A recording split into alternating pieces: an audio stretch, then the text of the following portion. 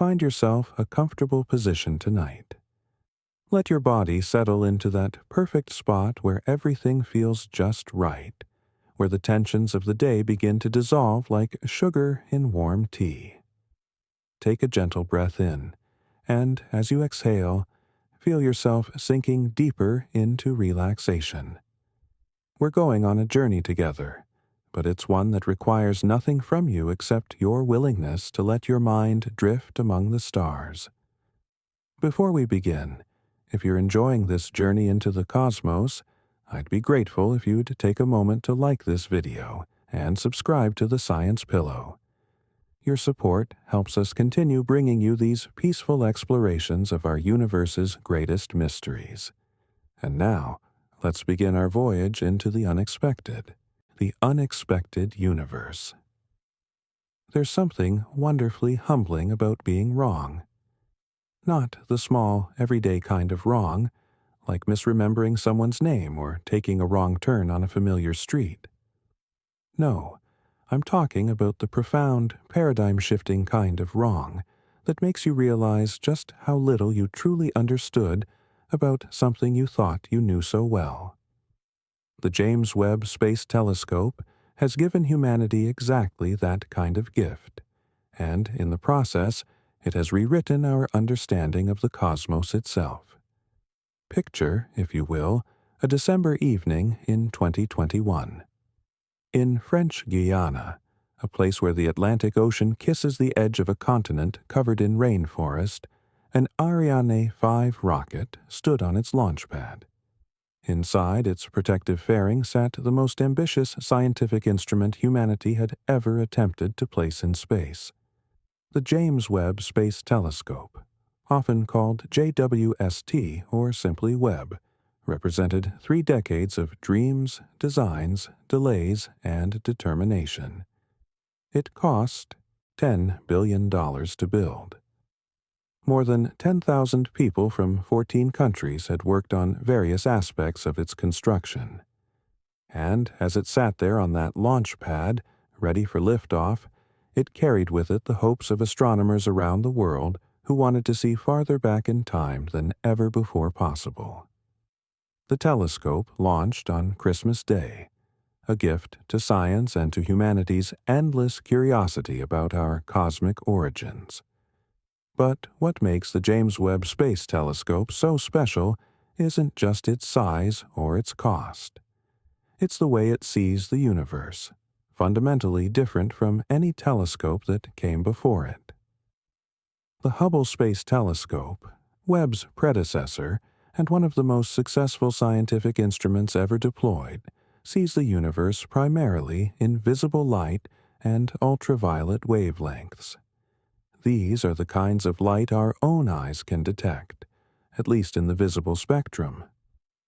Hubble has given us breathtaking images of colorful nebulae, spiral galaxies in all their majestic detail, and glimpses of the early universe. But there's a problem with looking at the very early universe in visible light. As the universe expands, it stretches the light traveling through it. Light that left distant galaxies as ultraviolet radiation, or even as visible light, gets stretched during its journey across billions of light-years of expanding space. By the time it reaches us, that light has been redshifted, stretched into longer wavelengths that fall into the infrared part of the spectrum, invisible to human eyes and to telescopes like Hubble. This is where Webb comes in. The James Webb Space Telescope was designed from the ground up to see in infrared light. Its primary mirror, a magnificent golden hexagonal arrangement of 18 separate mirror segments, spans 21 feet across, nearly 3 times the diameter of Hubble's mirror. This enormous mirror collects the faint infrared glow from the most distant objects in the universe, light that has been traveling toward us for more than 13 billion years, nearly as long as the universe has existed. But here's the truly remarkable part. To detect this infrared light, Webb itself has to be incredibly cold. Infrared light is essentially heat radiation, and if the telescope were warm, it would overwhelm the faint signals from distant galaxies with its own infrared glow, like trying to see stars in the daytime. So Webb orbits the Sun at a point called L2, about 1 million miles from Earth in the opposite direction from the Sun, where it can keep its back perpetually toward the Sun, Earth, and Moon. A tennis court-sized sunshield, made of 5 layers of material thinner than human hair, protects the telescope's instruments, keeping them at a frigid temperature of minus 370 degrees Fahrenheit, just a bit warmer than absolute zero. When the first images from Webb were released in July 2022, the world gasped. There was the stunning deep field, showing thousands of galaxies in exquisite detail, some of them appearing as they were more than 13 billion years ago. There were nebulae revealed in unprecedented clarity, showing the birth and death of stars in ways we'd never seen before. But as astronomers began to study the data more carefully, something unexpected started to emerge. Actually, many unexpected things started to emerge, and collectively, they suggested that our understanding of how the universe evolved might need some serious revision. The standard model of cosmology, often called lambda CDM, had seemed pretty solid. According to this model, the universe began 13.8 billion years ago in the Big Bang. In those first moments it was unimaginably hot and dense, but it was also remarkably smooth, with matter distributed almost uniformly throughout space. Almost, but not quite. There were tiny variations in density, quantum fluctuations from the earliest instance of cosmic time. These variations, differences of only a few parts per 100,000, became the seeds of all future structure in the universe. As the universe expanded and cooled, dark matter began to clump together in the regions that were slightly denser than average. This dark matter, a mysterious substance that doesn't interact with light but makes up about 85% of all matter in the universe, formed gravitational wells. Ordinary matter, the stuff that makes up stars and planets and us, fell into these gravitational wells over hundreds of millions of years. Slowly, very slowly, the first stars began to form, lighting up the darkness perhaps 200 million years after the Big Bang. These early stars gathered into small proto-galaxies, and these proto-galaxies gradually merged over billions of years, building up into the grand spiral and elliptical galaxies we see in the universe today. That was the story. That was what the models predicted. The first galaxies should have been small, faint, and relatively simple. Over time, they should have grown larger and more complex through mergers and continued star formation. The process should have been gradual, taking billions of years to produce galaxies like our own Milky Way, with its hundreds of billions of stars and intricate spiral structure. But that's not what James Webb found. Almost immediately after Webb began its science operations, astronomers started spotting galaxies in the very early universe that were far too bright, far too massive, and far too well organized to fit the standard model. At first, there was skepticism. Were these really galaxies from the early universe, or were they closer objects that had been misidentified? The initial identifications were based on photometry, essentially estimating a galaxy's distance based on how its brightness varies at different wavelengths. It's a useful technique, but not definitive. Astronomers needed spectroscopy, where you break down a galaxy's light into its component wavelengths like a prism creating a rainbow, to be absolutely certain of its distance. As the spectroscopic data started coming in, The findings were confirmed. Yes, these were genuinely ancient galaxies, existing when the universe was less than 1 billion years old, sometimes less than 500 million years old. And yes, they were remarkably massive and bright for their age. Some appeared to contain as many stars as the Milky Way does today, but they formed these stars in a fraction of the time the models suggested was possible. Headlines began to appear suggesting that the James Webb Space Telescope had broken cosmology, or disproven the Big Bang. These headlines were exaggerations, the kind of hyperbole that sometimes accompanies exciting scientific discoveries.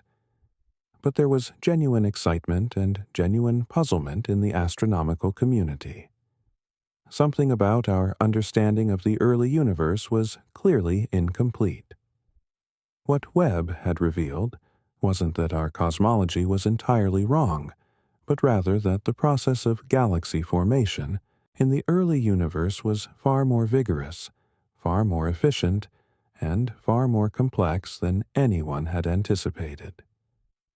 The universe, it turned out, was far better at making galaxies in its youth than we had given it credit for. Galaxies that shouldn't exist. Let's talk about the galaxies that shook the foundations of our cosmic understanding. In November 2024, a team of astronomers published a paper in the journal Nature, describing 3 ultramassive galaxies discovered by the James Webb Space Telescope. These galaxies, nicknamed the Red Monsters by their discoverers, existed when the universe was only about 750 million to 1 billion years old, less than 10% of its current age. Each of these galaxies had a mass comparable to our present-day Milky Way, containing hundreds of billions of stars. Now, you might be wondering what's so surprising about finding galaxies as massive as the Milky Way. After all, we know galaxies like ours exist. The problem isn't their final mass, it's how quickly they achieved it. According to standard cosmological models, galaxies should form gradually. Dark matter halos capture gas. That gas slowly cools and collapses to form stars, and over billions of years, galaxies grow through both continued star formation and through mergers with other galaxies. The models suggested that only about 20% or less of a galaxy's available gas should be converted into stars in those early epochs. But the red monsters appear to have converted their gas into stars with an efficiency nearly twice as high as their lower mass contemporaries. They were stellar manufacturing powerhouses, churning out stars at rates that seemed impossibly high. One of the lead researchers, Garth Illingworth from UC Santa Cruz, who had worked on the James Webb Space Telescope concept for 3 decades, called it a real conundrum. Here were galaxies that looked like mature Milky Way mass systems, but they had formed in just a few 100 million years, a blink of an eye in cosmic terms. The discoveries didn't stop there. The JD's team, short for JWST Advanced Deep Extragalactic Survey, announced in May 2024 that they had confirmed 2 galaxies dating back to only 300 million years after the Big Bang. One of them, designated JADES-GS-Z14-0, was particularly remarkable. It's not just a distance record holder, though it certainly is that. What makes JADES-GS-Z140 so extraordinary is its size and brightness. The galaxy spans more than 1,600 light-years across, and it's producing light at a rate that suggests the presence of an enormous number of young, massive stars. Kevin Hainline from the University of Arizona was one of the researchers who first identified this galaxy in the data. He recalls his initial skepticism. The galaxy appeared unusually large and bright, and it seemed to be located very close on the sky to another, nearer galaxy, raising the possibility that it might just be a foreground object that happened to align with the distant galaxy. But after the JD's team conducted ultra-deep imaging with Webb's near-infrared camera, spending 5 full days observing just one small field of sky, the evidence became overwhelming. JD G SZ140 was indeed incredibly distant and incredibly luminous. When Heinlein and his colleagues finally confirmed its record-breaking nature through spectroscopy, measuring its precise distance through the telltale signatures in its spectrum of light, he recalls laughing out loud in disbelief and excitement. What made this galaxy even more puzzling was that its light couldn't be coming from a supermassive black hole. Many of the most luminous objects in the universe are quasars, where gas falling into a supermassive black hole produces incredible amounts of radiation. But JADES-G S-Z14-0 is too large to be a quasar of the type we know. Instead, the light must be coming from stars, from a population of young, massive stars that somehow formed incredibly quickly in the early universe. This runs counter to all the expectations that astronomers had before Webb launched. The prevailing theories predicted that the first galaxies should be small and faint, gradually building up their stellar populations over vast stretches of time. Then, in May 2025, astronomers announced an even more distant galaxy. Nicknamed MOM Z14, short for Mother of All Early Galaxies, this object existed just 280 million years after the Big Bang, when the universe was merely 2% of its current age. The team, led by Rohan Naidu from MIT, had been hoping for what they called a cosmic miracle, that one of their candidate extremely early galaxies would turn out to be real, and they got their miracle. MOMZ14, despite being about 50 times smaller than the Milky Way, shows emission lines in its spectrum indicating the presence of elements like nitrogen and carbon. This is significant because these elements are created inside stars. The presence of such elements in a galaxy existing just 280 million years after the Big Bang means that multiple generations of stars must have already lived and died, seeding the galaxy with these heavier elements. Peter van Dokkum from Yale, one of the team members, pointed out something remarkable. The broader story here is that JWST was not expected to find any galaxies this early in the history of the universe, at least not at this stage of the mission. And yet, Webb has found over 100 relatively bright galaxies in the very early universe, far more than pre-Webb observations suggested should exist. All of these discoveries point to the same conclusion. The early universe was far more active, far more efficient at making galaxies than our models predicted. Stars weren't forming slowly and gradually. They were forming in intense bursts, converting gas into stars at rates that seem almost frantic when compared to the more sedate star formation we see in the modern universe. This bursty star formation could explain why early galaxies grew so massive so quickly. Instead of steadily converting their gas into stars over billions of years, they went through periods of incredibly rapid star formation, building up large, stellar masses in relatively short time spans. But why? Why was star formation so much more efficient in the early universe? One possibility is that the conditions in the early universe were simply different in ways we hadn't fully appreciated. The gas in early galaxies was pristine, not yet contaminated with heavy elements from previous generations of stars. This primordial gas might have behaved differently, perhaps cooling and collapsing more readily than the enriched gas in modern galaxies. Another possibility is that the early universe was denser overall, making it harder for stellar winds and supernova explosions to blow gas out of galaxies. In modern galaxies, when massive stars die in supernova explosions, they can drive gas out of the galaxy, quenching star formation.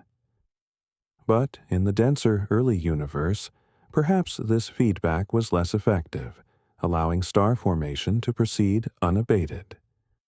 What makes this even more intriguing is that not all early galaxies were following this pattern of rapid growth. The same surveys that found the red monsters and other massive early galaxies also found many smaller, fainter galaxies that fit the standard models pretty well. There's a population of early galaxies behaving as expected, and then there are these outliers, these massive, highly efficient star-forming systems that seem to have taken a different evolutionary path. Even more mysteriously, astronomers discovered what they call a dead galaxy in the early universe. This galaxy, designated Jade's GS Z701QU, stopped forming stars when the universe was only 700 million years old. Tobias Lucer from the University of Cambridge, who led the study of this galaxy, expressed his puzzlement.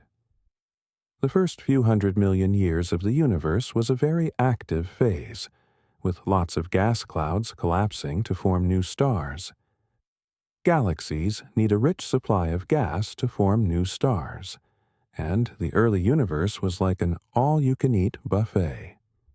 So why did this galaxy stop eating? Why did it shut down star formation so abruptly when there should have been plenty of gas available?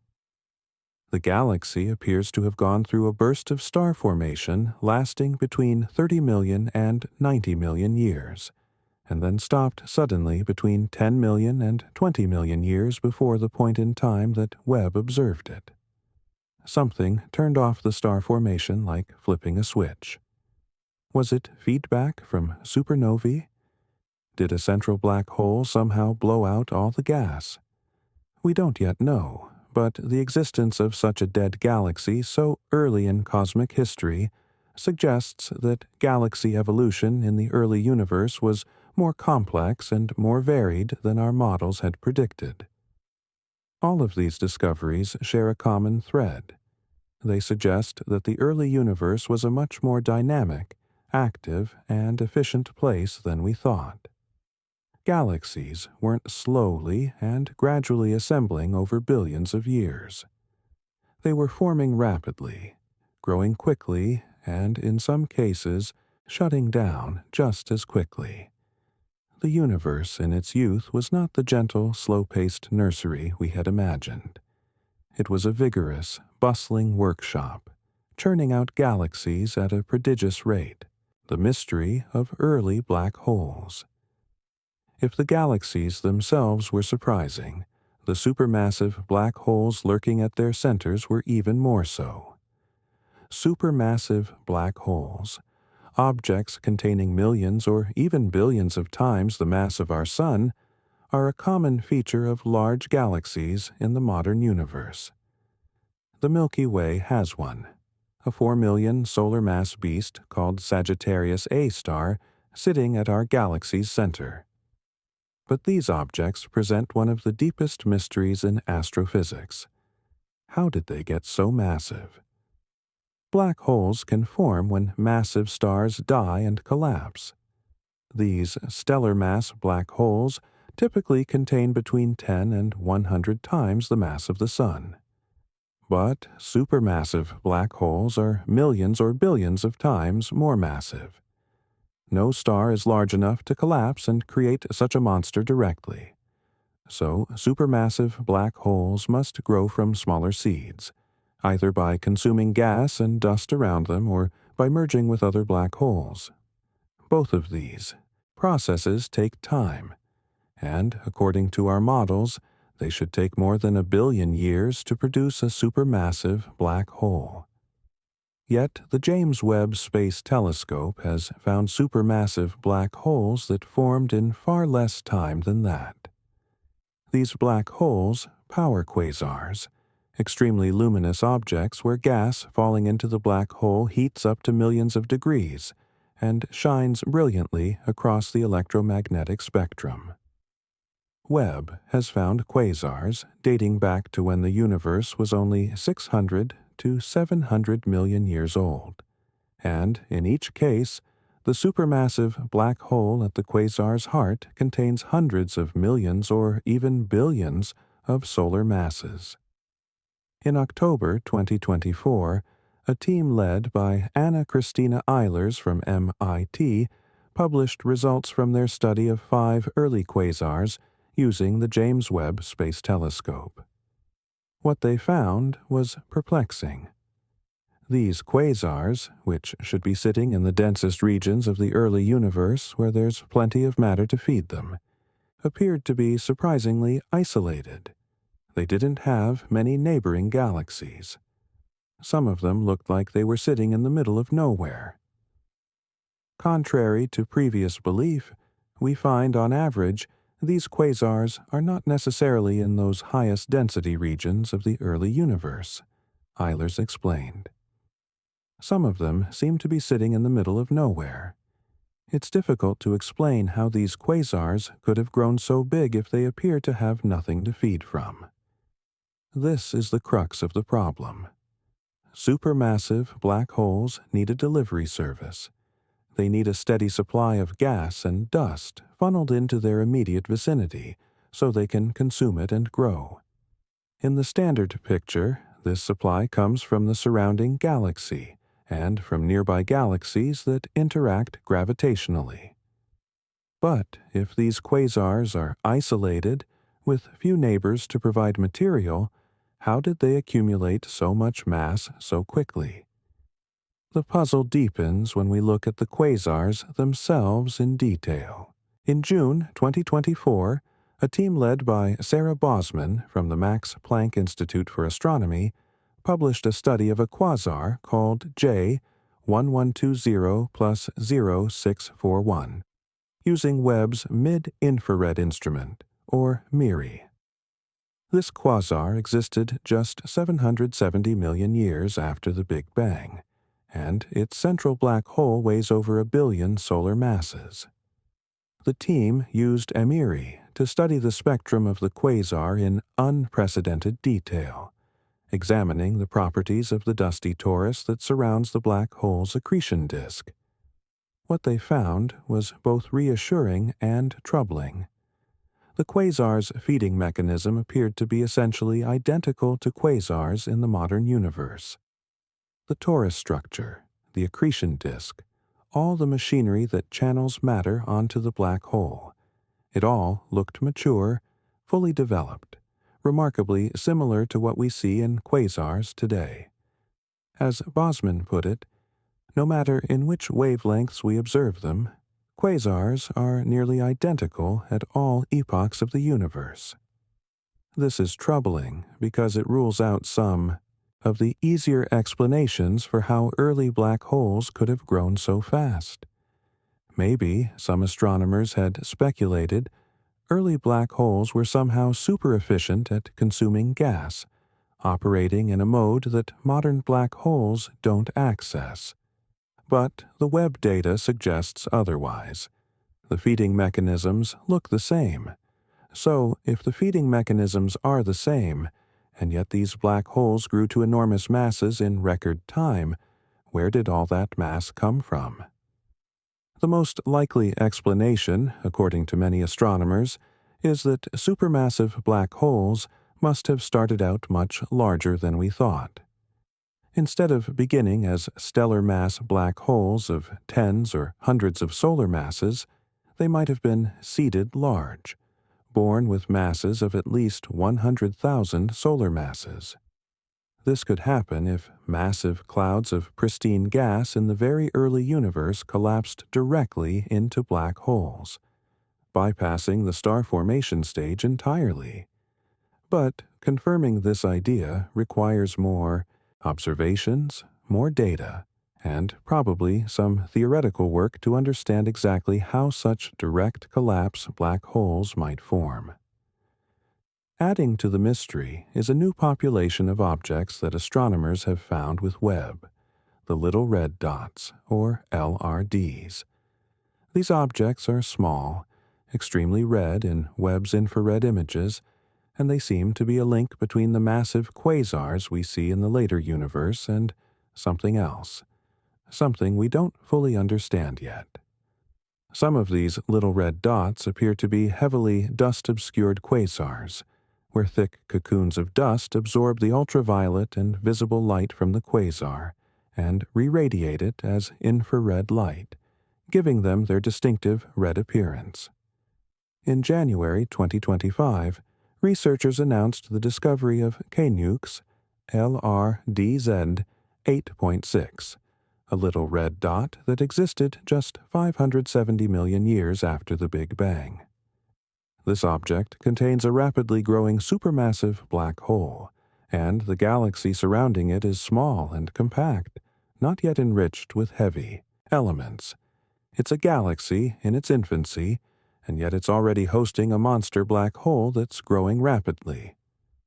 Roberta Tripodi, who led the study, called it truly remarkable, and noted that it challenges our understanding of black hole and galaxy formation in the early universe. But wait, there's more. In May 2025, another team reported finding a completely new type of object in the early universe.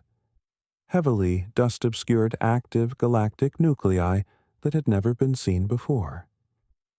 Using Webb to reanalyze objects that the Subaru telescope had found but couldn't quite classify, astronomers confirmed that these objects are indeed active supermassive black holes. But they're hidden behind such thick layers of dust that they appeared almost invisible to previous telescopes. Webb's infrared vision could pierce through the dust and reveal the characteristic signatures of gas swirling around a supermassive black hole. Out of 13 distant galaxies examined in this study, 9 showed clear signs of these hidden, dust-shrouded black holes. The team believes these objects might represent a missing population, bridging the gap between classical quasars and the little red dots. It's a population of black holes that was hiding in plain sight, invisible to earlier telescopes but revealed by Webb's superior infrared capabilities. All of these findings paint a picture of an early universe that was far more prolific at making supermassive black holes than we ever imagined. These objects aren't rare oddities in the cosmic dawn. They're common, they're diverse, and they're challenging our understanding of how such massive objects could form and grow so quickly after the Big Bang. The standard model of black hole formation, where small seed black holes gradually accumulate mass over billions of years, seems insufficient to explain what Webb is seeing. We may need to invoke new mechanisms, new pathways to supermassive black hole formation that operate specifically in the unique conditions of the very early universe, dark matter revelations. While the James Webb Space Telescope was unveiling surprising galaxies and mysterious black holes, it was also providing new insights into one of the deepest mysteries in all of science: the nature of dark matter. This invisible substance, which makes up about 85% of all matter in the universe, has never been directly detected. We know it exists because of its gravitational effects on visible matter and on the paths of light passing through space, but we have no idea what it's actually made of. Is it composed of massive particles moving slowly through space, called cold dark matter? Or lighter particles moving faster, called warm dark matter? Or could it be something even more exotic, like ultralight axions that behave partly like particles and partly like waves? In December 2025, a team led by Alvaro Pozo from the Donostia International Physics Center published a study in Nature Astronomy that used Webb's observations of early galaxies to probe the nature of dark matter. What they found was intriguing. Many young galaxies in the early universe, galaxies that formed less than 1 billion years after the Big Bang, have unexpectedly elongated shapes. They look like cigars or hot dogs, stretched out along one axis rather than being disc-shaped or spherical like most modern galaxies. This is significant because the shapes of early galaxies depend on how matter flows into them, and that in turn depends on the properties of the dark matter that forms the scaffolding along which visible matter collects. In the standard cold dark matter model, dark matter particles are massive and slow-moving, and they clump together hierarchically, forming structures from the bottom up. Gas flows along dark matter filaments toward the centers of dark matter halos, but the flow is turbulent and lumpy, leading to galaxies that are more rounded or irregular in shape. But if dark matter is warm, composed of lighter, faster-moving particles like sterile neutrinos, or if it's wave dark matter composed of ultralight axions with quantum wave-like behavior, then the cosmic filaments along which gas flows would be smoother. Gas would flow steadily down these smooth filaments, giving rise to elongated, cigar-shaped galaxies. The team ran sophisticated computer simulations comparing cold dark matter, warm dark matter, and wave dark matter scenarios. What they found was striking. The elongated young galaxies that Webb is seeing are abundantly produced in both the warm and wave dark matter models, but not in the standard cold dark matter model. Rogier Windhorst from Arizona State University, a member of the research team, explained the significance. In the expanding universe defined by Einstein's theory of general relativity, galaxies grow over time from small clumps of dark matter that form the first star clusters and assemble into larger galaxies via their collective gravity. But now Webb suggests that the earliest galaxies may be embedded in marked filamentary structures, which, unlike cold dark matter, smoothly join the star-forming regions together, more akin to what is expected if dark matter is an ultralight particle that also shows quantum behavior. This doesn't mean that cold dark matter is wrong. Most of the galaxies Webb has observed fit the cold dark matter model just fine. But the presence of these elongated galaxies, combined with other observations, is causing astronomers to take a fresh look at alternative dark matter models that they might have dismissed too quickly in the past. Future observations with Webb, including spectroscopy of these elongated galaxies to measure how gas is moving within them, could provide more definitive tests of these different dark matter scenarios.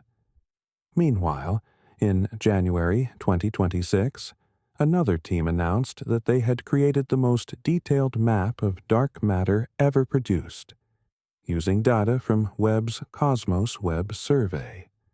This map doesn't show dark matter directly.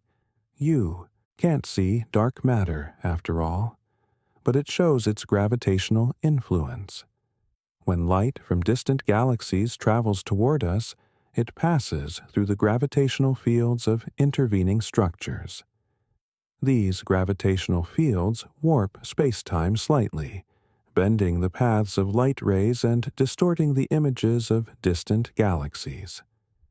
This effect, called gravitational lensing, is usually very subtle, causing distortions of only about 1%.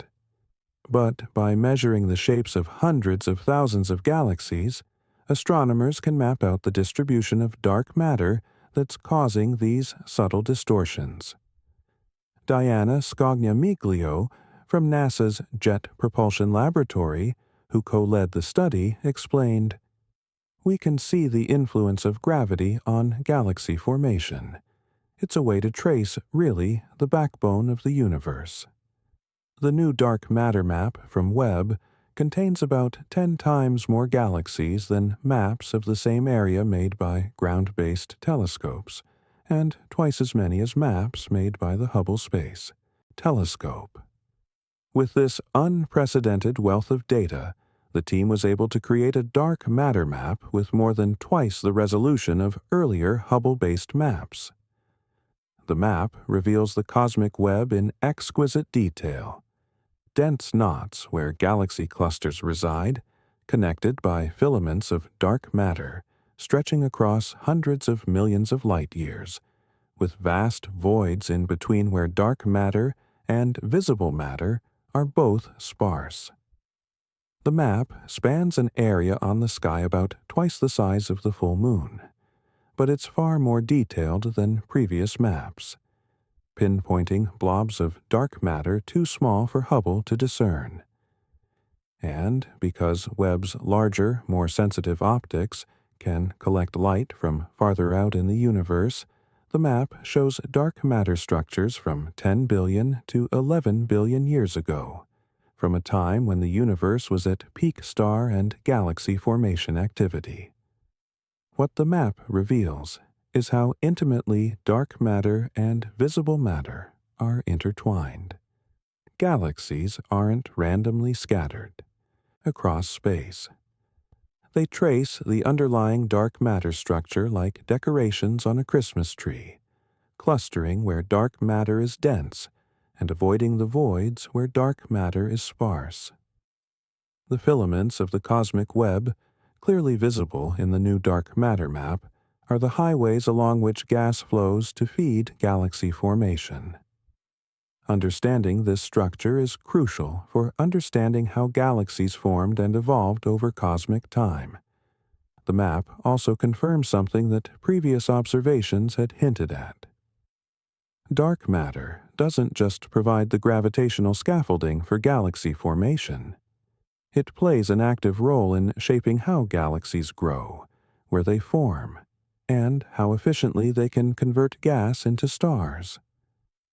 The densest regions of dark matter, the places where filaments intersect to form galaxy clusters, are sites of vigorous star formation. But the voids, the enormous empty regions between filaments, are largely devoid of galaxies. Dark matter distribution determines the large-scale structure of the universe, and that structure in turn influences the smaller-scale processes that build individual galaxies. Looking ahead, astronomers are planning to create three-dimensional versions of these dark matter maps, which will show not just where dark matter is at one particular time, but how its distribution has evolved over cosmic history. Combined with larger surveys from other observatories like the new Vera C. Rubin Observatory in Chile, these maps may finally allow scientists to pin down the properties of dark matter itself. Is it cold or warm? Does it interact through any forces other than gravity?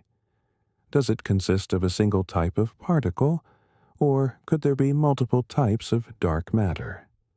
These are profound questions, and Webb's observations are providing new tools to address them.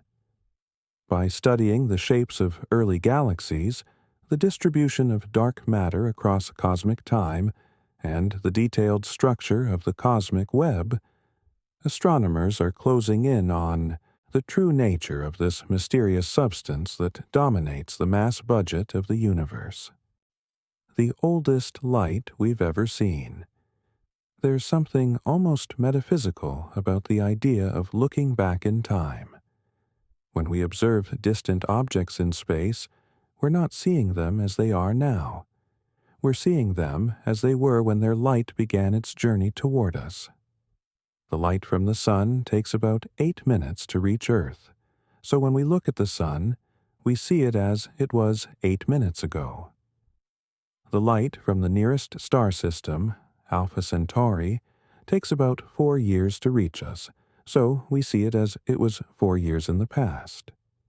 Andromeda, our nearest large galactic neighbor, is about 2.5 million light-years away. So the light we see from Andromeda today left that galaxy when our ancestors were just learning to use stone tools. The James Webb Space Telescope has pushed this cosmic time travel to unprecedented extremes. When Webb looks at the most distant galaxies it can detect, it's seeing light that has been traveling toward us for more than 13 billion years, nearly as long as the universe itself has existed. These galaxies appear to us as they were in the universe's infancy, when the cosmos was just a few percent of its current age. And what Webb has revealed about this infant universe is both wondrous and puzzling. In May 2025, astronomers announced the discovery of what they called MOM Z14, short for Mother of All Early Galaxies.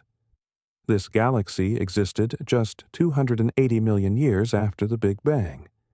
To put that in perspective, if the current age of the universe were compressed into a single year, MOMZ-14 would have existed on January 7th, barely a week into the cosmic year. The discovery came from a program called GLIMPSE, which used gravitational lensing to magnify the light from extremely distant galaxies. Gravitational lensing occurs when a massive object, like a galaxy cluster, sits between us and a more distant object.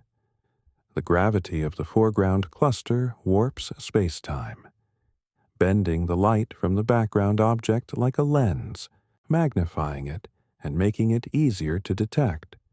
It's a natural telescope created by the universe itself, and Webb is using these natural telescopes to see farther back in time than would otherwise be possible. MOMZ-14 is about 50 times smaller than the Milky Way, but what makes it remarkable is what it contains. Spectroscopy of the galaxy revealed emission lines from nitrogen and carbon. These elements don't exist in the primordial universe. They're created inside stars through nuclear fusion. The presence of these elements means that at least one generation of stars, possibly several generations, must have already lived and died by the time we're seeing this galaxy. Stars formed. They fused hydrogen and helium into heavier elements. They died in supernova explosions that scattered these elements into space, and new stars formed from this enriched material. All of this happened in less than 300 million years after the Big Bang. Peter van Dokkum from Yale, one of the team members, expressed his astonishment. The broader story here is that JWST was not expected to find any galaxies this early in the history of the universe, at least not at this stage of the mission. There are, very roughly, over 100 more relatively bright galaxies in the very early universe than were expected based on pre-JWST observations. An even earlier discovery had been made a year before, in May 2024, when the JADAS team announced they had confirmed two galaxies dating back to only 300 million years after the Big Bang.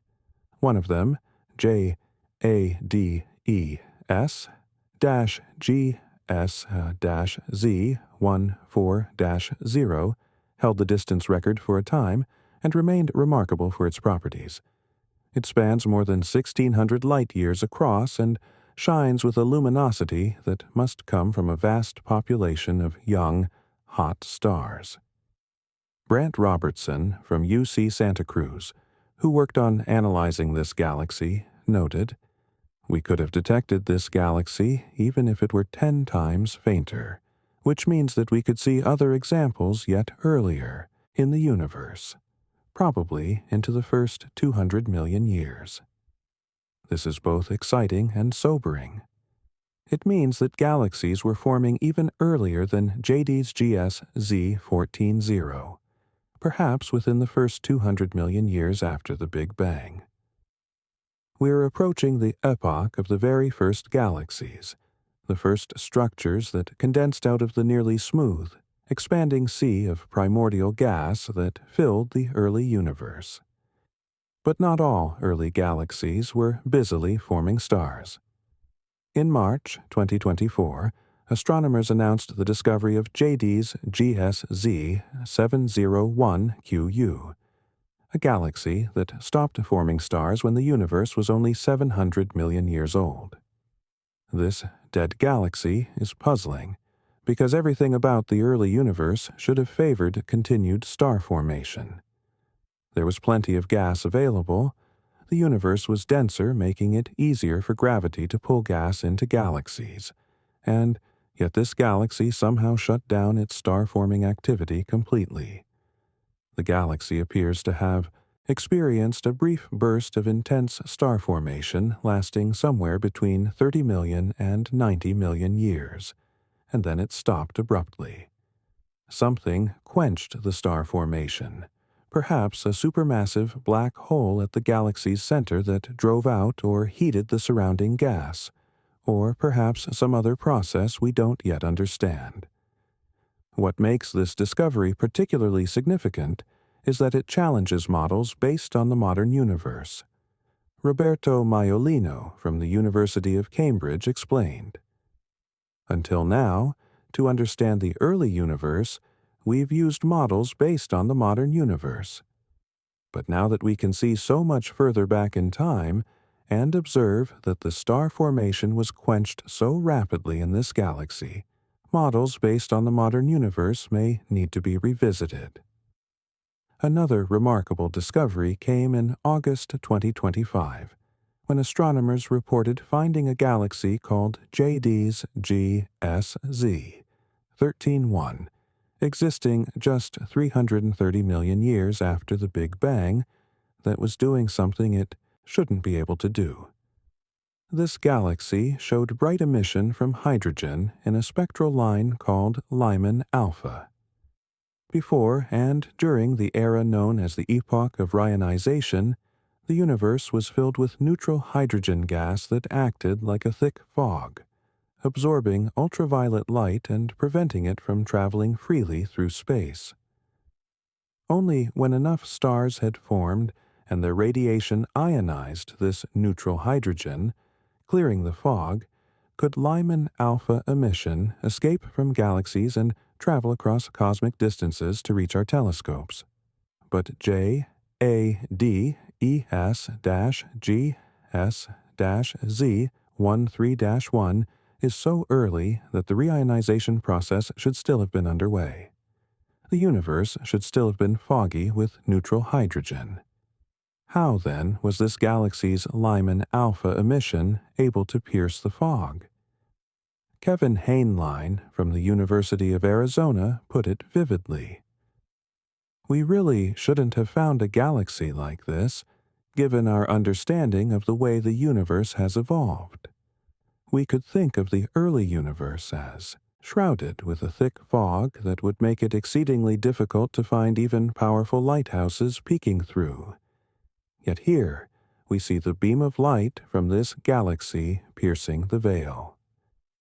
The most likely explanation is that this particular galaxy existed in a region where rayonization had proceeded faster than average, creating a bubble of ionized gas around it that allowed the Lyman alpha photons to escape. But this raises questions about the patchiness of rayonization, about how quickly it proceeded in different regions, and about whether our models of this crucial epoch in cosmic history are accurate. These discoveries of the earliest, most distant galaxies are doing more than just setting records. They're revealing a universe that was more active, more diverse, and more surprising in its youth than we had imagined. Some galaxies were forming stars furiously, building up masses comparable to modern galaxies in just a few 100 million years.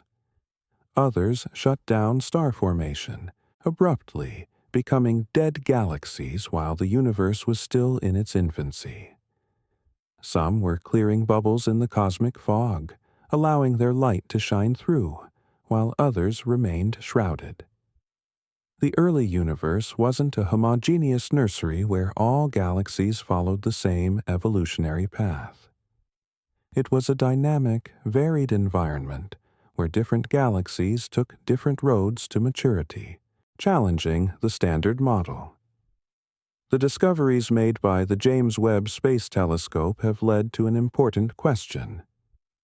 Do these findings mean our standard cosmological model is wrong? The short answer is no. The longer answer is more nuanced and more interesting. Let's start with what we mean by the standard cosmological model. Formerly known as lambda CDM, this model has been phenomenally successful at explaining the large-scale structure and evolution of the universe. Lambda refers to dark energy, the mysterious force causing the universe's expansion to accelerate. CDM stands for cold dark matter, the invisible substance that provides the gravitational scaffolding for structure formation.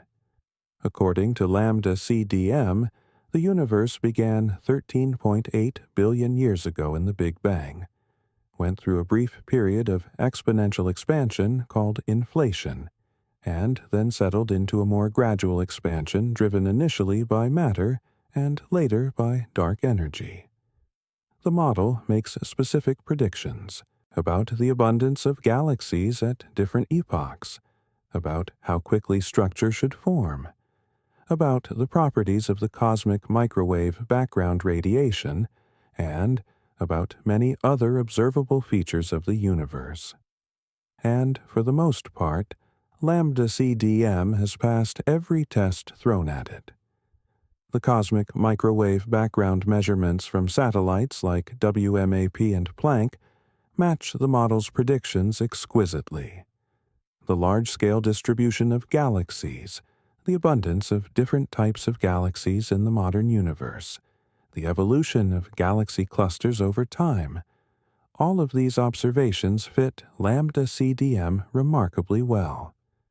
But then Webb started finding these massive, bright galaxies in the very early universe, and headlines began appearing suggesting that the telescope had broken cosmology, or disproven the Big Bang.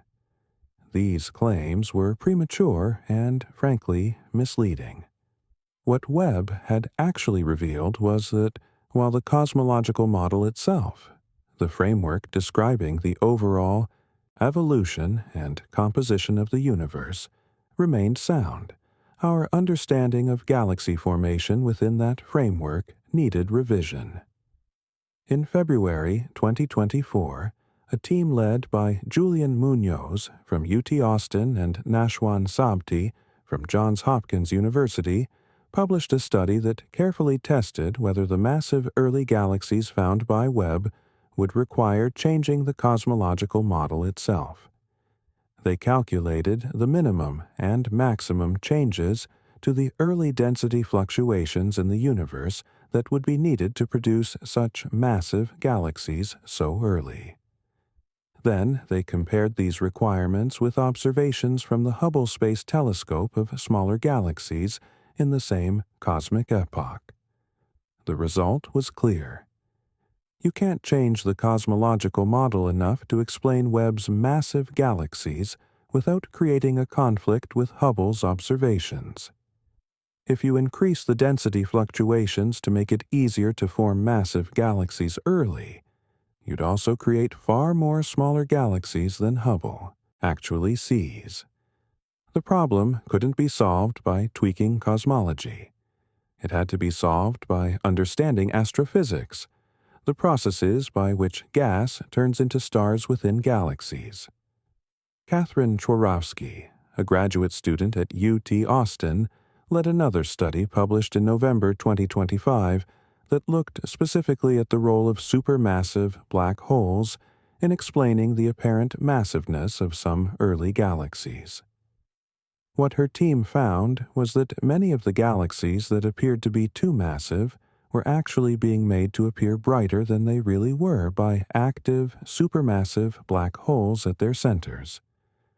The black holes were rapidly consuming gas, and the friction in this fast-moving gas was emitting heat and light, making the galaxies appear to contain many more stars than they actually had. These galaxies, nicknamed little red dots, based on their red color and small size, could account for a significant fraction of the apparently too massive early galaxies.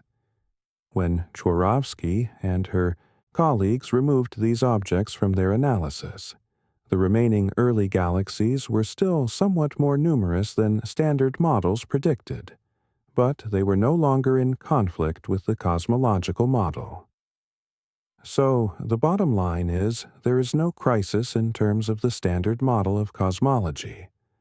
Stephen Finkelstein, Chworovsky's advisor, explained, "Anytime you have a theory that has stood the test of time for so long, you have to have overwhelming evidence to really throw it out. But that doesn't mean everything fits perfectly. There are still about twice as many massive galaxies in Webb's data from the early universe than the standard models predict. This excess isn't enough to break cosmology, but it does point to something interesting happening with star formation in the early universe. Maybe, in the early universe, galaxies were better at turning gas into stars," Chworovsky suggested. This idea of more efficient early star formation is gaining traction. In the early universe, the gas was pristine, not yet contaminated with heavy elements from previous generations of stars. This primordial gas may have had different properties, perhaps allowing it to cool and collapse more efficiently. Additionally, the early universe was denser overall. When stars explode as supernovae in modern galaxies, they can drive gas out of the galaxy, quenching further star formation. But in the denser early universe, it might have been harder for these explosions to eject gas. The gas would have stayed put, allowing star formation to continue unabated. There's also growing evidence for what astronomers call bursty star formation in early galaxies. Rather than forming stars at a steady rate over billions of years, early galaxies may have gone through periods of intense star formation, alternating with quieter periods. During the bursts, they could convert gas into stars at rates far exceeding what we see in modern galaxies. This bursty behavior could explain how some early galaxies grew so massive so quickly without requiring any changes to the underlying cosmological model. The red monsters discovered in late 2024 provide strong evidence for this efficient star formation. These galaxies were converting nearly half of their available gas into stars, about twice the efficiency of lower-mass galaxies at the same epoch and far higher than the 20% efficiency typical of modern galaxies. The lead researcher, Mengyuan Xiao, noted, "As we study these galaxies in more depth, they will offer new insights into the conditions that shaped the universe's earliest epochs." What's emerging from all this work is a picture of the early universe as a place where star formation operated differently than it does today. Not because the fundamental physics was different.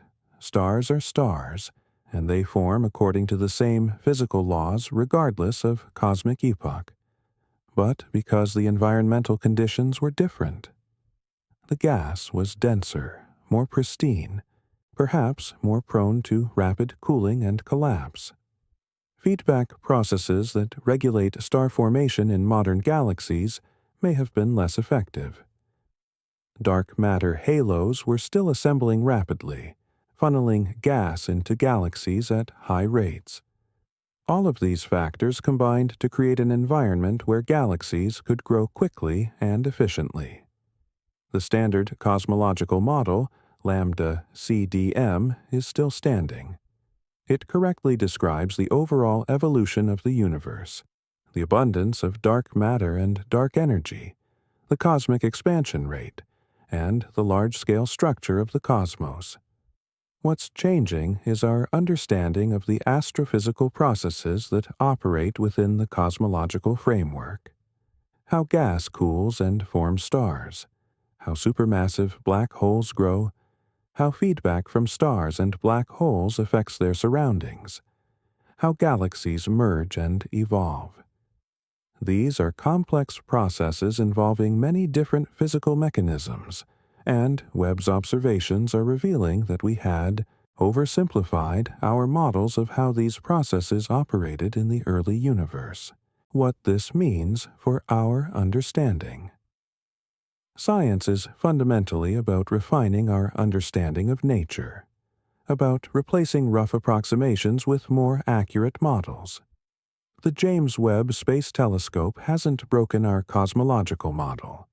It's revealed where our models of galaxy formation were oversimplified, and in doing so, it's giving us the opportunity to build better, more accurate models. This is how science progresses, not through the dramatic overthrow of established theories, but through the gradual refinement of our understanding as new observations reveal complexities we hadn't previously appreciated. What we're learning from Webb is that the early universe was far more vigorous and active than we'd thought. Galaxies weren't slowly and gradually assembling over billions of years. They were forming rapidly, in bursts of intense star formation that could build up a galaxy with hundreds of billions of stars in just a few 100 million years. Supermassive black holes weren't taking their time to grow from small seeds. They were forming early and growing rapidly, possibly starting from massive seeds rather than stellar mass progenitors. The cosmic web, that vast network of dark matter filaments connecting galaxy clusters, was already in place when the universe was less than 1 billion years old. Dark matter had already organized itself into the large-scale structure we see today, and galaxies were forming within this structure, tracing the underlying dark matter distribution. The nature of dark matter itself, whether it's cold, warm, or wave-like, is being probed through observations of early galaxy shapes and through detailed mapping of dark matter distribution across cosmic time. These discoveries are also teaching us something profound about the scientific method itself. Before Webb launched, astronomers had developed elaborate models of how the first galaxies should form and evolve. These models were based on the best available theory and the best available observations from telescopes like Hubble. The models made predictions. The first galaxies should be small and faint, growing gradually over time. Supermassive black holes should be rare in the early universe, requiring billions of years to grow to their monstrous sizes. Then Webb looked, and reality turned out to be different. The galaxies were bigger and brighter than predicted.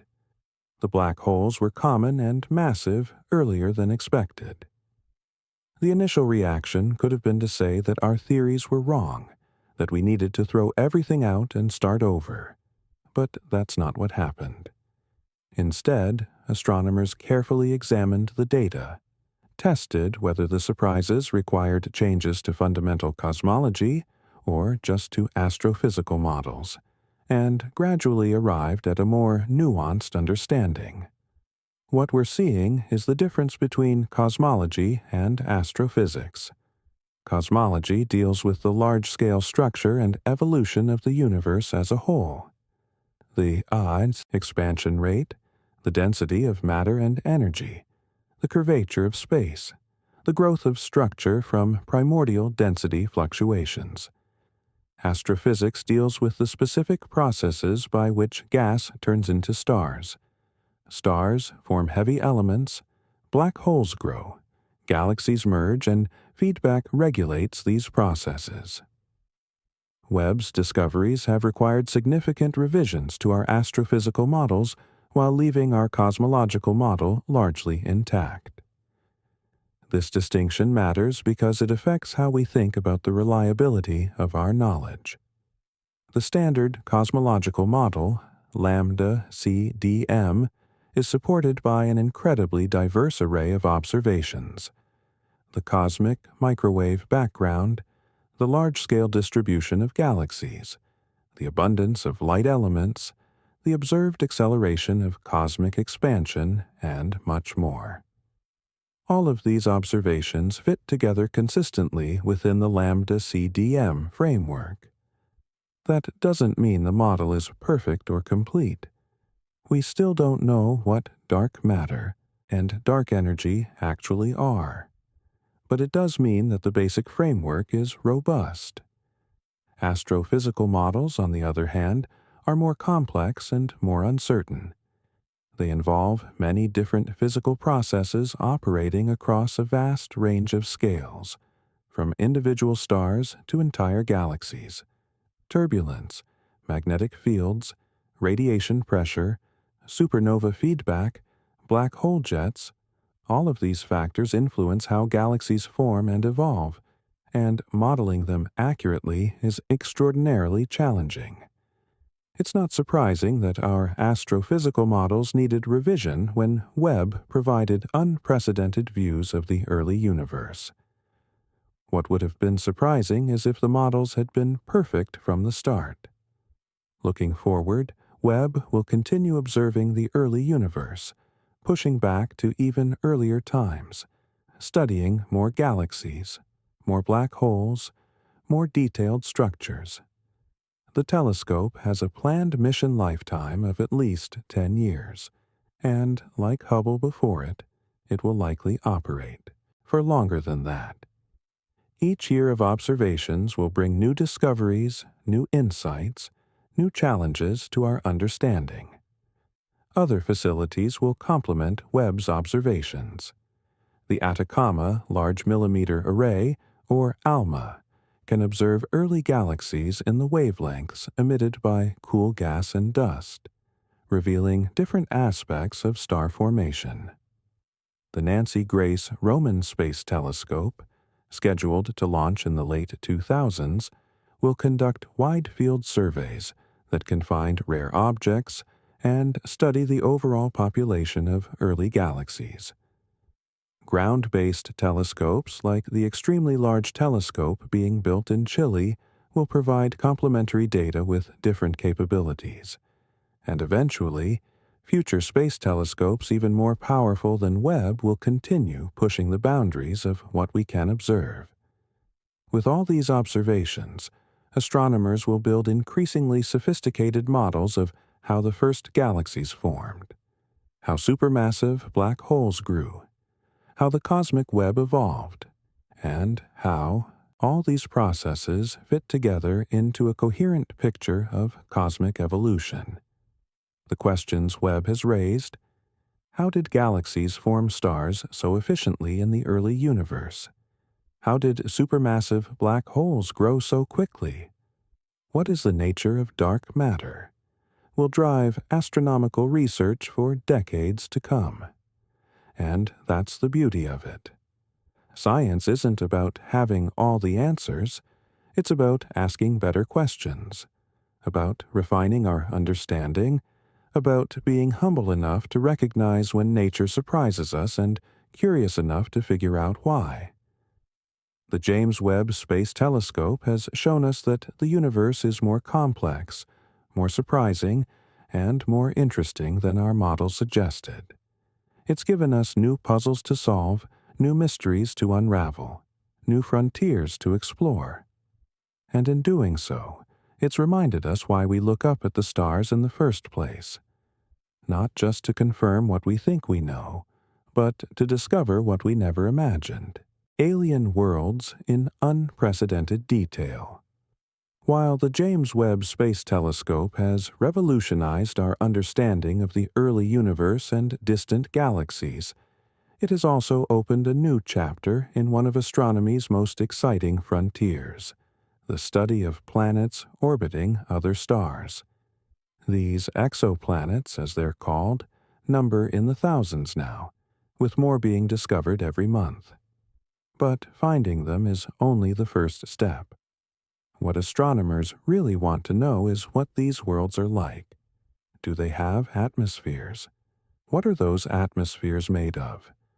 Could any of them support life as we know it? Before Webb launched, studying exoplanet atmospheres was extraordinarily difficult. Astronomers could detect the largest planets, particularly hot Jupiters that orbit close to their stars, and they could make rough estimates of atmospheric composition by watching how starlight filters through the planet's atmosphere during a transit when the planet passes in front of its star from our perspective. But the signals were faint, the data noisy, and many of the most interesting questions remained frustratingly out of reach. Webb has changed that calculation dramatically. With its enormous mirror and its sensitivity to infrared light, Webb can detect the faint glow of exoplanets themselves, not just the shadow they cast when passing in front of their stars. It can measure the subtle changes in a star's light spectrum caused by molecules in a planet's atmosphere, and it can do all this with a precision that earlier telescopes could only dream of. In December 2025, astronomers announced one of the most significant exoplanet discoveries of the Webb era: the detection of a thick atmosphere around TOI 561b, a rocky super-Earth that, by all conventional wisdom, should be completely airless. This planet is what astronomers call a lava world, orbiting its star so closely that its year lasts less than a single Earth day. The planet's surface temperature should be hot enough to melt rock, approaching 4,900 degrees Fahrenheit if it were a bare, airless surface with no atmosphere to distribute heat. But that's not what Webb found. When astronomers used Webb's near-infrared spectrograph, or NIR spec, to measure the planet's temperature, they discovered it was only about 3,200 degrees Fahrenheit on the day side. Still extraordinarily hot by any terrestrial standard, but far cooler than it should be without an atmosphere. Johanna Teskey from the Carnegie Earth and Planets Laboratory, who led the study, explained the significance. This is the strongest evidence yet of a rocky planet beyond our solar system with an atmosphere. The team observed TOI 561b for more than 37 hours continuously in May 2024, capturing 4 complete orbits of the planet around its star. They watched as the planet went behind its star, measuring the combined light from the star and planet, and then measured the star's light alone when the planet was hidden. By subtracting one from the other, they could isolate the planet's own light emission and create a spectrum showing how bright the planet is at different infrared wavelengths. This spectrum is like a fingerprint, revealing what the planet's atmosphere is made of and how it's structured. The spectrum showed that TOI 561b is surrounded by what appears to be a volatile, rich atmosphere above a global magma ocean. The planet likely formed in a very different chemical environment from planets in our own solar system. The atmosphere might be continuously replenished by outgassing from the magma ocean below, with vaporized rock and other materials bubbling up from the molten surface to replace atmospheric gases that are slowly stripped away by intense stellar radiation. It's a dynamic, violent world, what one team member called really like a wet lava ball, a planet caught in an eternal cycle of melting, vaporizing, and recondensing. This discovery challenges the prevailing assumption that small rocky planets orbiting so close to their stars cannot retain atmospheres. The intense ultraviolet and X-ray radiation from the star should strip away any gases, leaving behind a bare rock. But TOI 561b has found a way to maintain its atmosphere despite the hostile environment, suggesting that rocky planet atmospheres might be more resilient than we thought, or that there are mechanisms for replenishing atmospheres that we hadn't fully appreciated. But Webb's exoplanet discoveries haven't all been straightforward. In December 2025, another team announced what might be the strangest exoplanet ever found, an object that defies every known theory of planet formation. This world, officially named SRJ 2322-2650b, orbits not a normal star but a pulsar, a rapidly spinning neutron star about the size of a city, but with the mass of our Sun compressed into that tiny volume. The planet itself is bizarre enough before you even get to its atmosphere. The extreme gravity from the neutron star stretches the planet into an elongated lemon shape. It completes a full orbit in less than 8 hours. But what truly shocked astronomers was the planet's atmospheric composition. Michael Zhang from the University of Chicago, the study's principal investigator, described the team's reaction.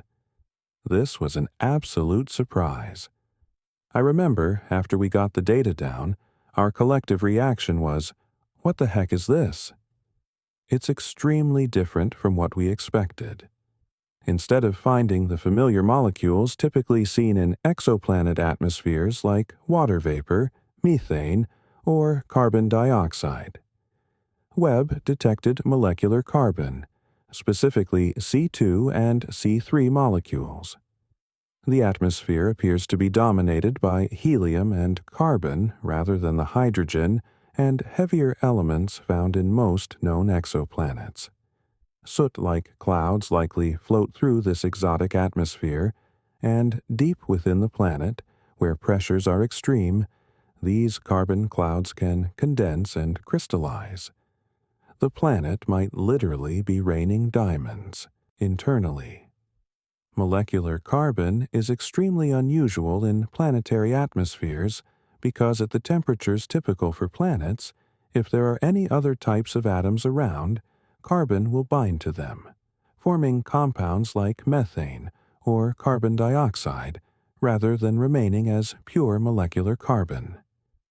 The presence of molecular carbon in this planet's atmosphere suggests that either the planet has an extremely unusual composition, or something is preventing the carbon from binding to other elements.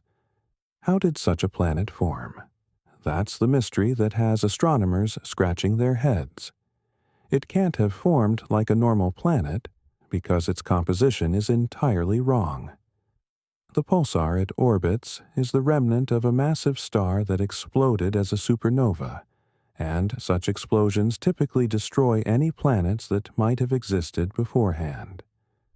One possibility is that the planet formed from material stripped from a companion star that the pulsar is slowly consuming, a type of system astronomers call a black widow pulsar.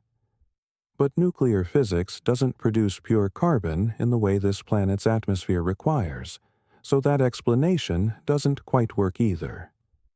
Roger Romani from Stanford University proposed one intriguing possibility. As the companion object cooled down over time, the mixture of carbon and oxygen in its interior might have started to crystallize.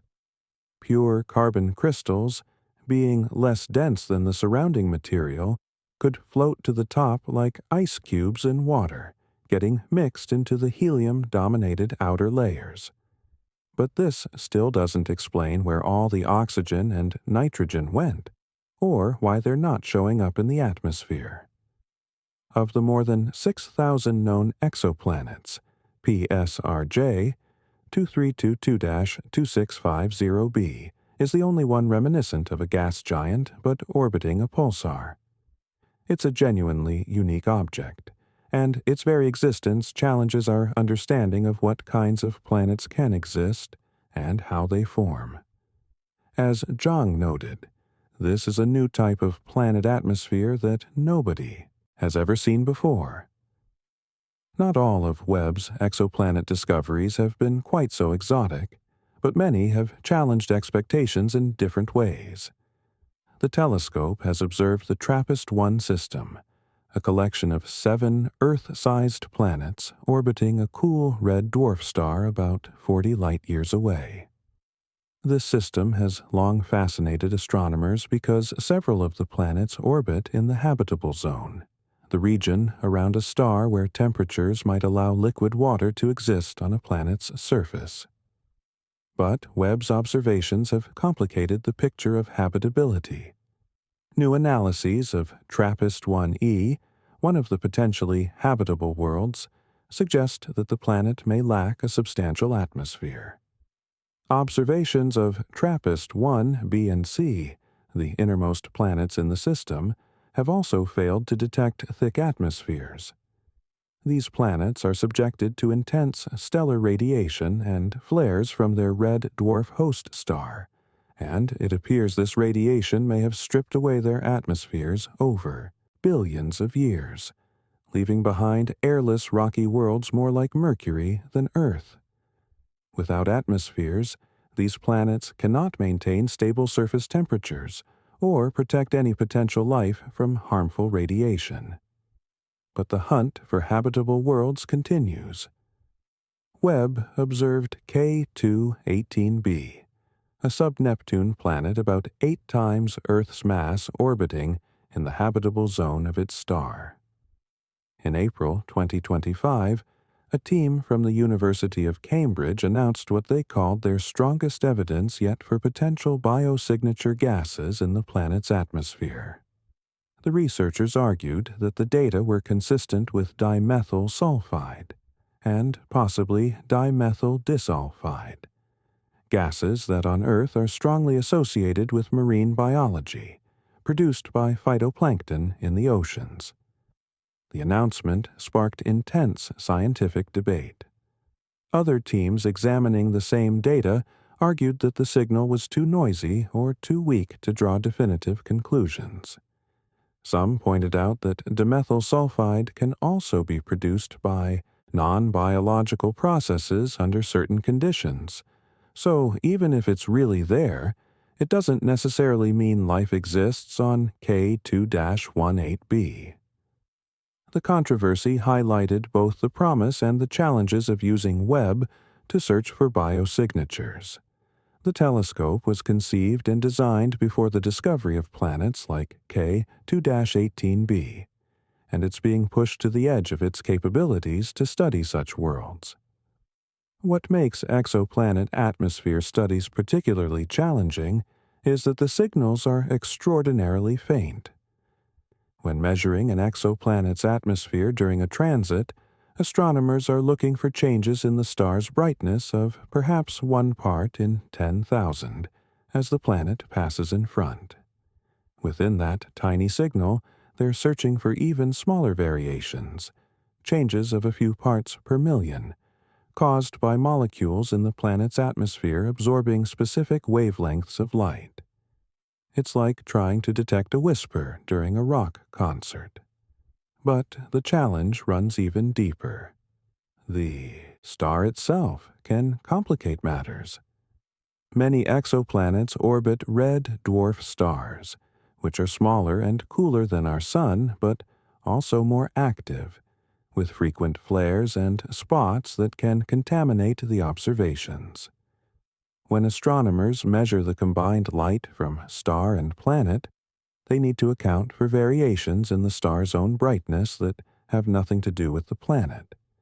Teams have developed sophisticated techniques to subtract stellar contamination, sometimes using back-to-back transits of different planets in the same system to calibrate out the stellar effects. December 2024 brought another remarkable exoplanet discovery from Webb. The first detection of an atmosphere on the rocky Super-Earth 55 Cancri E. This planet, located about 41 light-years away, orbits its star so closely that one side permanently faces the star while the other side is in eternal darkness, a condition astronomers call tidal locking. For years, observations suggested this planet might be a lava world, with no atmosphere. But Webb's sensitive infrared observations revealed something unexpected. The dayside temperature was significantly cooler than it would be if the planet were airless, and there were hints of atmospheric circulation redistributing heat. The team proposed that 55 Cancri E might have what they called a secondary atmosphere, one not inherited from the planet's formation, but created later through volcanic outgassing. On this world, rock itself vaporizes on the day side, where temperatures exceed 4,000 degrees Fahrenheit. This rock vapor could form an atmosphere of silicon monoxide, silicon dioxide, and other minerals. It's an atmosphere completely unlike anything in our solar system, an atmosphere made of vaporized rock floating above an ocean of molten lava. Adding to the intrigue, follow-up observations with Webb's mid-infrared instrument showed rapid variations in the planet's brightness over just a few hours. These variations might indicate weather patterns in this exotic atmosphere, with hot material rising from the surface, cooling as it ascends, and perhaps even condensing into mineral clouds that rain molten rock back to the surface. It's a dynamic, alien world where the very concept of weather takes on meanings we never imagined. LHS1140b presented a different kind of mystery. This planet orbits in the habitable zone of its red dwarf star, at a distance where temperatures could allow liquid water to exist. With a mass about 6 times Earth's, it's classified as either a mini-Neptune or a super-Earth, depending on its composition. Previous observations had been inconclusive about whether it had an atmosphere. Webb observations published in mid-2024 suggested something remarkable. LHS1140b might be a water world. The planet's density and other properties are consistent with a world covered by a deep global ocean, potentially hundreds of kilometers deep. The ocean might be frozen over except for a region facing the star where temperatures stay warm enough for liquid water. The spectroscopic data hinted at possible nitrogen-rich atmosphere above this ocean, though the evidence wasn't definitive. If confirmed, LHS1140b would be one of the most promising potentially habitable worlds we've found, a real-life water world orbiting a nearby star. Future observations with Webb are planned to search for biosignature gases, molecules that on Earth are associated with life. But the search is challenging. Even if life exists on such a world, detecting its chemical signatures from 40 light-years away pushes Webb to its absolute limits. The diversity extends to the gas giants as well. Webb has observed dozens of hot Jupiters, gas giant planets that orbit very close to their stars, completing orbits in just a few days. These planets are subjected to intense stellar radiation that heats their atmospheres to temperatures of thousands of degrees, hot enough to vaporize rock and metal. The extreme conditions drive vigorous, atmospheric dynamics, with supersonic winds racing around the planet and dramatic temperature differences between day and night sides. On WASP-39b, a hot Jupiter about the mass of Saturn orbiting a Sun-like star 700 light-years away, Webb detected a remarkable array of molecules. Water vapor, carbon dioxide, sulfur dioxide, carbon monoxide, sodium, and potassium all showed up in the planet's transmission spectrum. This comprehensive molecular inventory allowed astronomers to probe the planet's metallicity, how enriched it is in elements heavier than hydrogen and helium. The planet's high oxygen-to-carbon ratio suggests it formed farther from its star, where water ice was abundant, then migrated inward to its current scorching orbit. The detection of sulfur dioxide was particularly exciting because it required photochemistry, chemical reactions driven by light. High in WASP-39b's atmosphere, Ultraviolet photons from the star break apart hydrogen sulfide and water molecules. The resulting fragments recombine in various ways, and some form sulfur dioxide. This was the first time photochemistry had been definitively observed on an exoplanet, demonstrating that Webb can probe not just what molecules are present, but also the dynamic chemical processes occurring in alien atmospheres. Another hot Jupiter, WASP-80b, showed evidence of methane in its atmosphere, along with water vapor and possibly hydrogen sulfide. The presence of methane places constraints on the atmospheric temperature and chemistry. Methane is thermally unstable at the high temperatures typical of hot Jupiters, but it can persist if it's continuously replenished or if it exists in cooler regions of the atmosphere. Detecting these molecular signatures helps astronomers build three-dimensional pictures of how temperature and composition vary throughout these planets' atmospheres. The planets that most captured public imagination, though, were those in systems reminiscent of science fiction. In June 2025, astronomers announced a potential discovery that, if confirmed, would mark Webb's first directly imaged exoplanet, a Saturn mass world orbiting the young star TWA7. Unlike most exoplanets, which are detected indirectly through their effects on their star, this planet would be seen directly in Webb's infrared images, its own heat glow visible against the dark background of space. The planet orbits far enough from its star that it can be distinguished as a separate point of light. Direct imaging is extraordinarily challenging because stars are vastly brighter than planets. Even a giant planet like Jupiter reflects only a tiny fraction of its star's light, making it billions of times fainter than the star when viewed in visible wavelengths. But young planets are still warm from their formation, glowing in infrared light. Webb's coronagraphs, special optical systems that block out the star's light, allow astronomers to see these faint companions. If confirmed, TWA7b would represent a new milestone in exoplanet discovery. It would demonstrate Webb's capability to find and characterize planets through direct imaging, opening up new possibilities for studying planets in wide orbits around young stars, worlds that are otherwise very difficult to detect with transit or radial velocity methods. In late 2024 and early 2025, astronomers reported finding 5 new potentially rocky exoplanets around M-dwarf stars, 2 of which appeared promising for atmospheric studies with Webb.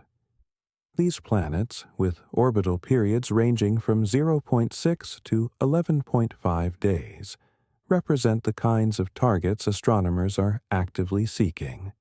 Earth-sized or slightly larger worlds orbiting dim stars, making it feasible for Webb to detect and characterize their atmospheres.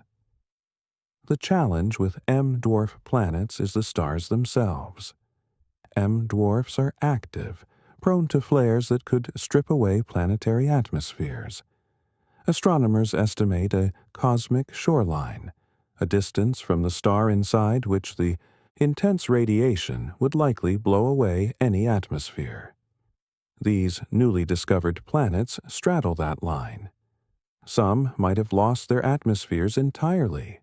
Others might have managed to retain them, protected perhaps by strong magnetic fields, or continuously replenished by volcanic activity. TOI 5728b emerged as a standout candidate from this group.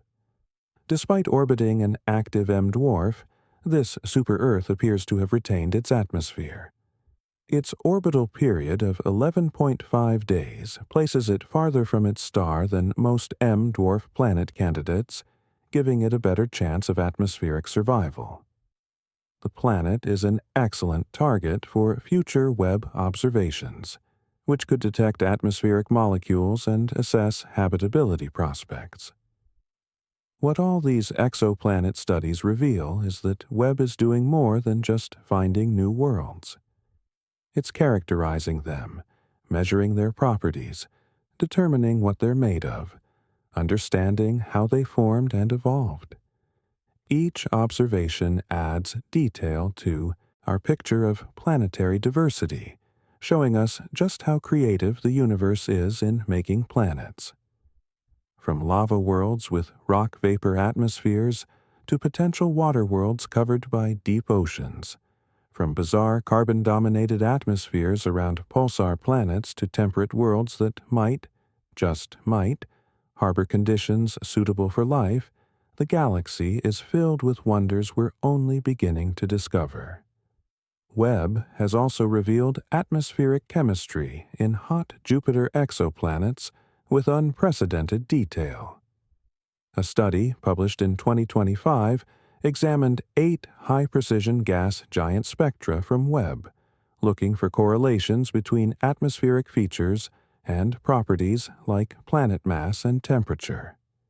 The team found that sulfur dioxide, a molecule produced by photochemical processes when ultraviolet light breaks down other molecules, preferentially exists in cooler, lower-mass planets.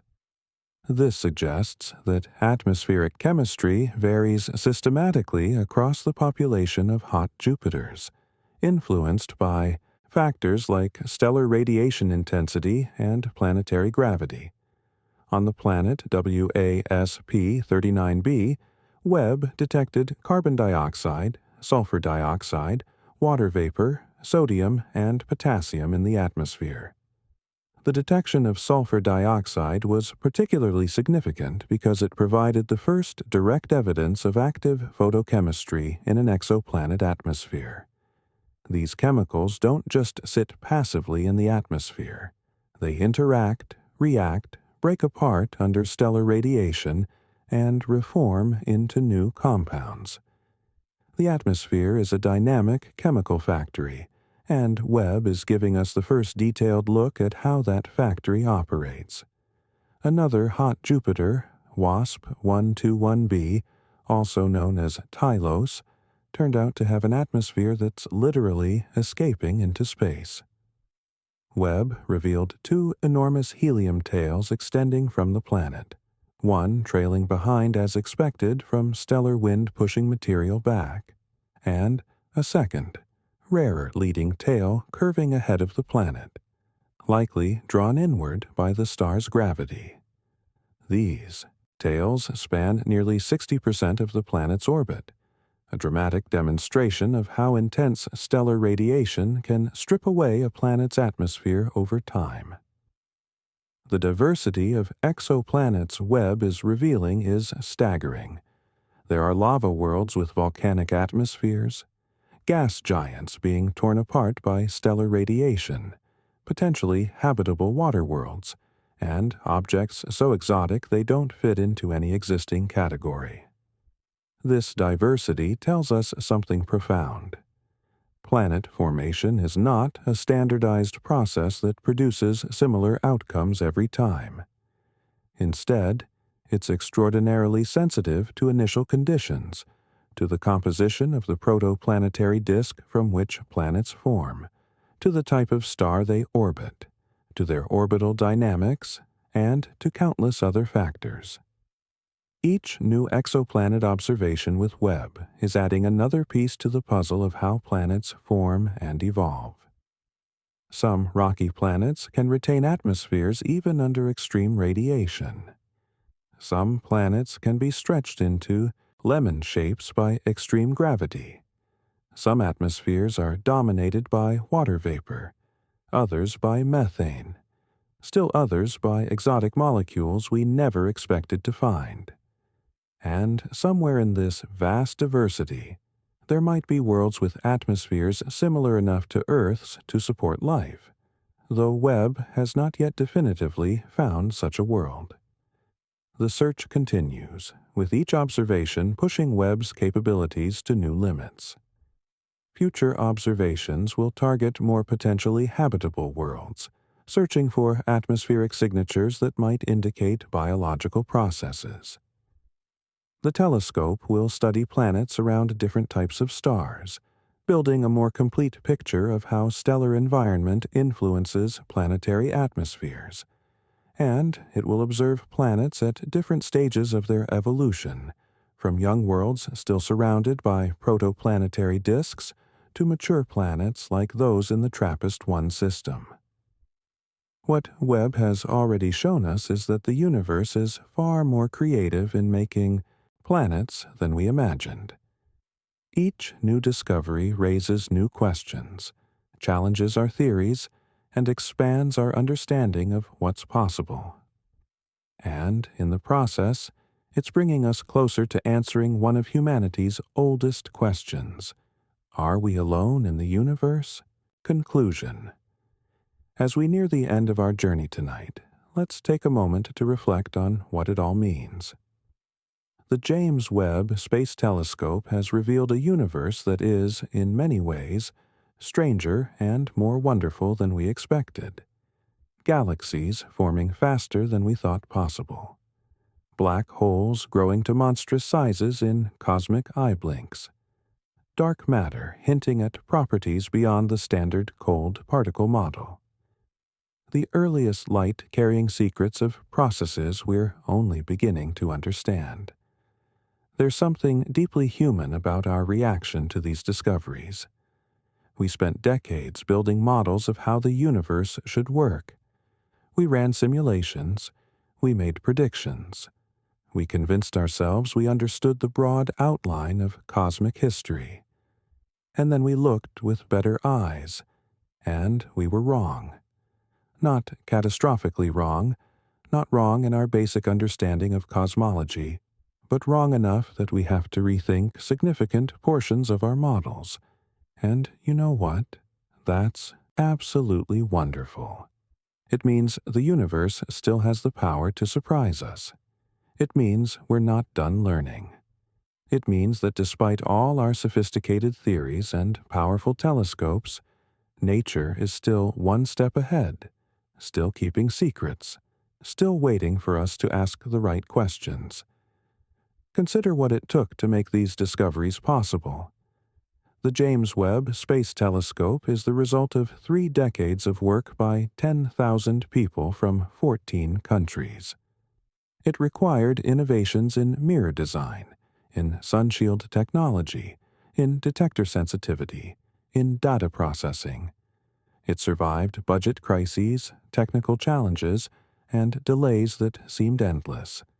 And then, after launching on Christmas Day 2021 and traveling 1,000,000 miles from Earth, after unfolding like an origami crane in the cold darkness of space, it worked. It opened its golden eye and showed us the universe in ways we had never seen before. The people who worked on Webb will likely never meet most of the people who benefit from its discoveries. The engineers who designed its mirrors, the technicians who assembled its instruments, the programmers who wrote its control software. They won't personally conduct the studies that rewrite our understanding of the early universe. But their work made those studies possible. They built a time machine, a device that lets us look billions of years into the past. And in doing so, they've given humanity a gift that will keep giving for decades. And the astronomers using Webb, the ones analyzing its data and publishing papers with surprising results, they're experiencing the thrill that drives all scientific research. The thrill of being the first human beings to see something new, to understand something that no one has understood before. When Catherine Chorowski figured out that little red dots were affecting the mass estimates of early galaxies, when Kevin Hainline confirmed that JADESG SZ140 really was the most distant galaxy ever seen, when Sarah Bosman realized that early quasars looked remarkably like modern ones.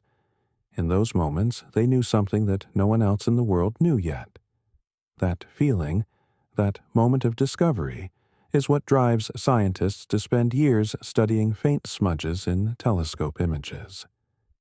But perhaps the most profound aspect of all this is how it changes our perspective on our own existence. We live on a small planet orbiting an ordinary star in an ordinary galaxy. The Milky Way contains hundreds of billions of stars, and the observable universe contains hundreds of billions of galaxies like ours.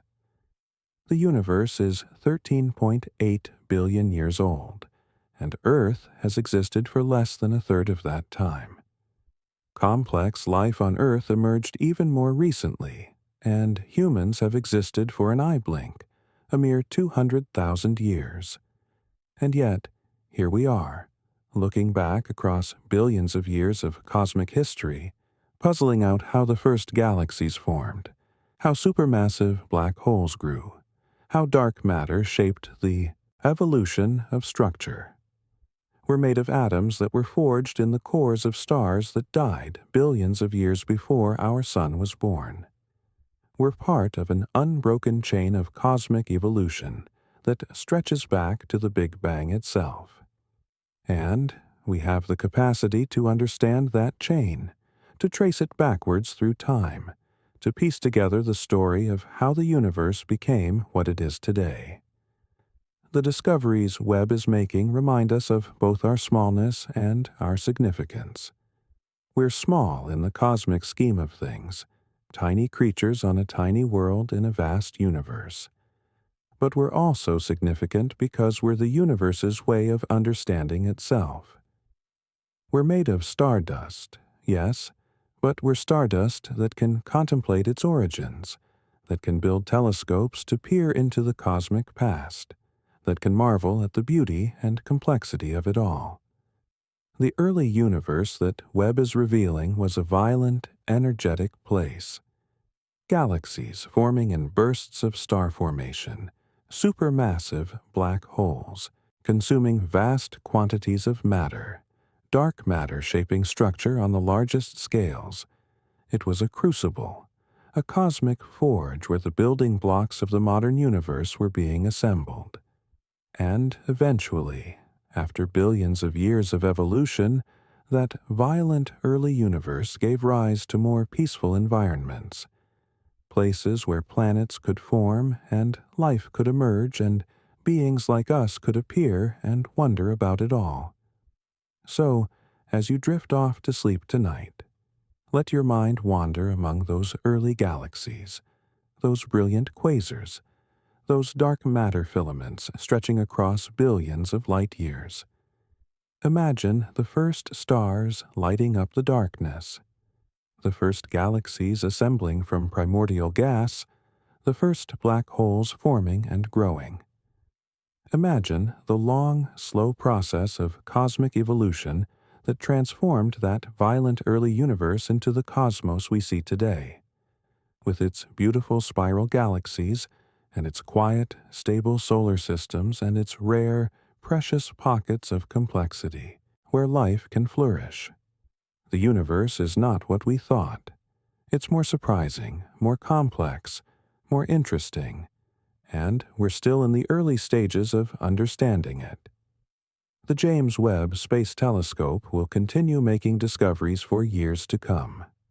Other telescopes, not yet built, will push even farther, see even deeper, reveal even more secrets, and through it all we'll keep learning, keep discovering, keep marveling at the incredible universe we call home. Before we end, if you've enjoyed this journey through cosmic discoveries, please consider liking this video and subscribing to the Science Pillow for more peaceful explorations of the universe's greatest mysteries. Your support means everything to us and helps us continue creating content that helps you relax while learning about the wonders of science. Sweet dreams, fellow travelers. May your rest be as deep as the cosmos is vast, and may your dreams be filled with the light of distant galaxies, echoing across billions of years to reach your wondering mind. The universe awaits, patient and eternal, ready to reveal more of its secrets when we're ready to look.